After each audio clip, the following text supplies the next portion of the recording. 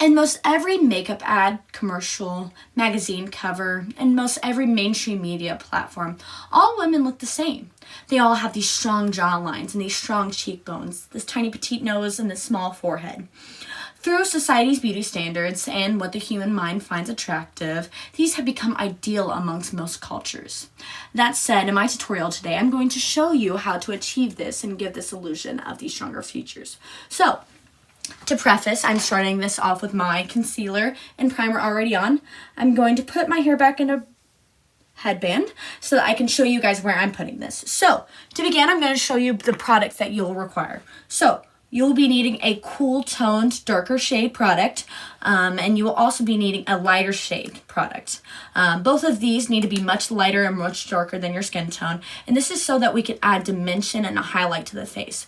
And so with that shadowing, you can, depending on what your personal taste, this can be a liquid, cream, powder, and that also depends on what kind of blending tool you like. So for me, I will be using a cream product, and I will be using a beauty sponge. I advise that if you're going to be using a powder product, that you be using a stippling brush. A stippling brush is a brush that's more concentrated bristles so that you can define what area you will be blending. So, to go into my tutorial, I'm going to first start off with this darker shade.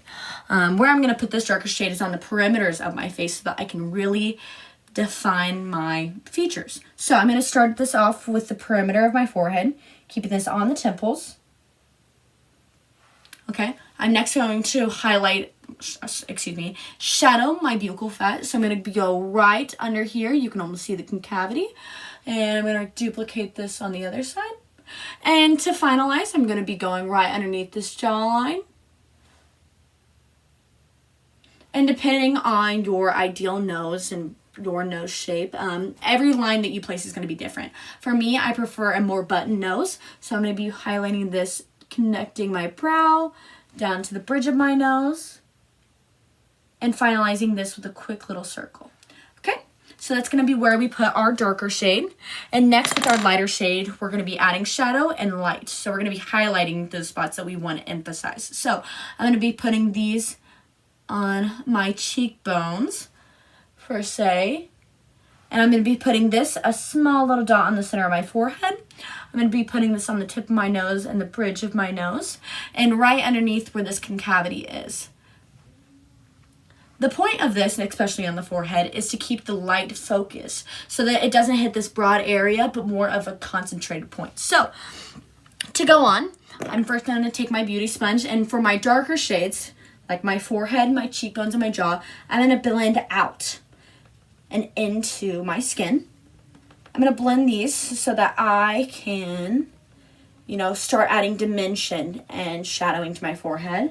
I like to make sure that my beauty sponge is damp because in chemistry we learned that like dissolves like. And so to blend these products, you're going to need a damp sponge. And this is also going to depend on what product you use. Next, we're going to focus on the cheekbones. With that, I like to take the more concentrated side, and we're going to be blending into the ear. This is also going to supply a more lifted look because this whole process and what society finds attractive is a more youthful look. So, and next I'm going to be blending my jaw and bringing this down just so I can again have a more precise jaw. And I'm going to be replicating this on the other side.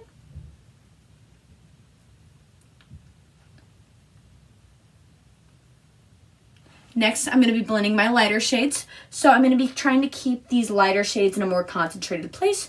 Again, just so that the light can hit these specific parts. So I'm blending my forehead right into my skin. I'm blending this lighter shade into my cheekbones.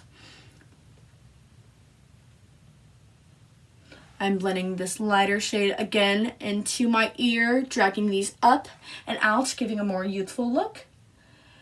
And with my nose, I'm going to be squeezing my beauty blender just so I can give a more defined look and blending this down. I'm blending this product into it, and when I drag it up the nose, I'm blending it into the eyebrows, again, giving a more smaller, petite nose. So, although I cannot fully blend this out in my presentation today, once you have mastered these steps and really found where these work for your face shape, you can embellish this with bronzer, blush, highlighter, and this all comes with more advancement. So, you know, and take what I say lightly, because these areas and spots might not work for everyone. You know, every face shape is beautiful, and so feel free to experiment with these. I appreciate your time, and I appreciate you listening to me. Thank you so much.